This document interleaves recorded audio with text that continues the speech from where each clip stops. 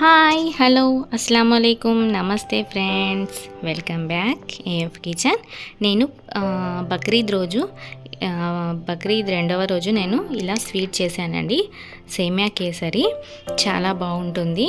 దీనికోసం అయితే చాలా సన్నగా ఉన్న ఈ సేమియాని తీసుకోవాలి. ఇది మీకు మార్కెట్లో దొరుకుతుంది. ఇలా వైట్గా ఉన్నదైనా తీసుకోవచ్చు.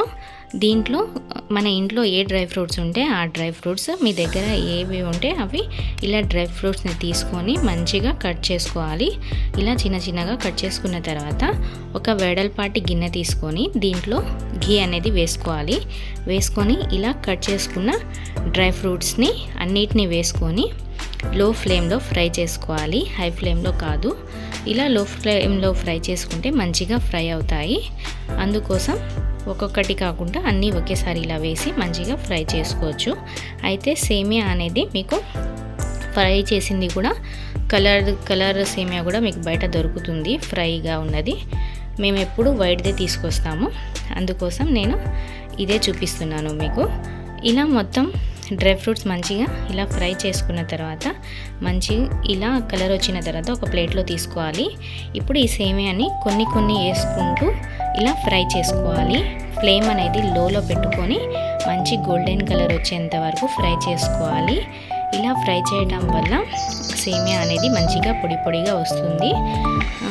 ఇలా లో ఫ్లేమ్లోనే ఉంచి మంచిగా ప్రతి సేమియాకి నెయ్యి పట్టేటట్టు ఇలా కలుపుకుంటూ గోల్డెన్ కలర్ వచ్చేంత వరకు ఫ్రై చేసుకోవాలి.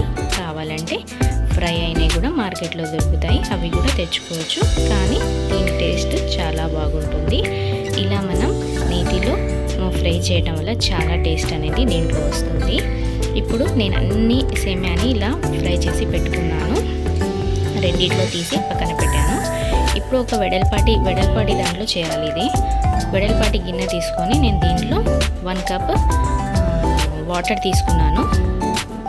1 గ్లాస్ వాటర్ తీసుకొని అదే 1 గ్లాస్ షుగర్ తీసుకున్నాను. ఇలా కొంచెం ఫుడ్ కలర్ వేసుకున్నాను. యాలకుల పౌడర్ కూడా వేసుకున్నాను. షుగర్తో కలిపి గ్రైండ్ చేసి పెట్టుకున్నాను. ఇలా వేసుకున్న తర్వాత మంచిగా ఒక పొంగు వచ్చిన తర్వాత ఈ సేమియాని దీంట్లో వేసుకోవాలి. అస్సలు మెత్తగా కాదు, ఎందుకంటే మనం మంచిగా చాలా నెయ్యి వేసి ఫ్రై చేసాం కాబట్టి పొడిగానే ఉంటుంది. అందుకోసం ఎక్కువ వాటర్ అనేది వేయొద్దు, కొంచెం తక్కువ వాటర్ వేసుకోవాలి. నేను చనా చేస్తున్నాను కాబట్టి కొంచెం ఇలా టైట్గా అనిపిస్తుంది, అయినా పర్ఫెక్ట్గా సరిపోయింది. ఇప్పుడు ఇలా ఒకసారి మంచిగా కలిపిన తర్వాత ఇలా ఫస్ట్ వేసుకున్న బ్యాచ్ మొత్తం ఇలా మంచిగా కలర్ పట్టి మొత్తం కలిపిన తర్వాత మనం మిగతా ఫ్రై చేసుకున్నది దీనిపైన వేసి అది కిందికి చేస్తే మంచిగా మొత్తం కుక్ అవుతుంది. చాలా త్వరగా ఉడికిపోతాయి ఇవి. వాటర్ అనేది ఎక్కువ వేస్తే చాలా మెత్తగా అయిపోతాయి. ఇలా దీంట్లో పాలు కూడా యాడ్ చేస్తాను. కాచి చల్లారిన పాలను ఇలా